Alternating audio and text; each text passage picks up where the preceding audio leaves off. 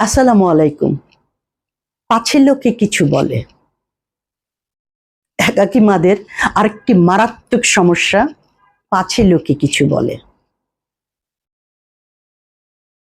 ভুলে যাবেন না, আপনার দায়িত্বে রয়েছে আপনার সন্তান। আপনার সন্তানকে মানুষ করার দায়িত্ব, আপনার সন্তানের লালন পালনের দায়িত্ব আপনার। আপনি তো একাকী। আমি শুরুতেই একদিন বলেছি, প্রত্যেকটি একাকী মাকে মারাত্মক একটা সামাজিক সমস্যার মধ্যে পড়তে হয়। সেটা হচ্ছে ফিস ফিস ফিস ফিস ফিস ফিস ফিস ফিস, নানা রকম গঞ্জনা, নানা রকমের অপবাদ, নানা রকমের মানে সামাজিক কি বলবো, একটা ব্যারিয়ার। আপনি কাজ করতে যাবেন, আপনার যদি বয়সটা কম থাকে,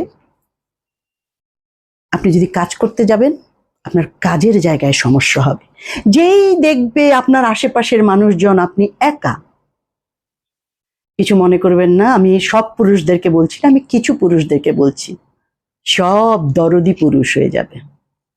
এত দরদি যে আপনি ভাববেন, আহা হা হা, আমার জন্য এত চিন্তা।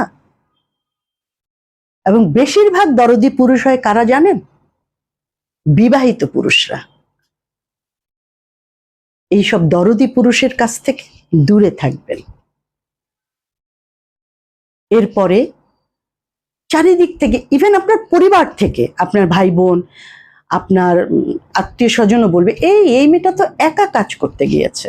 আল্লাহ, ও তো পুরুষদের সঙ্গে কাজ করে, ও তো সারা অর্ধেক রাত্রে কাজ করে ফিরে, আরে ও তো সারা বাংলাদেশ ঘুরে ঘুরে কাজ করে, আসলে যে কি করে, এরকম অনেকেই বলবে। আপনি কি এই কথাগুলো শুনে ঘরে বসে কাঁদবেন? দরজা লাগিয়ে দিয়ে আর ঘর থেকে বের হবেন না? তাহলে আপনার বাচ্চাদের কি হবে?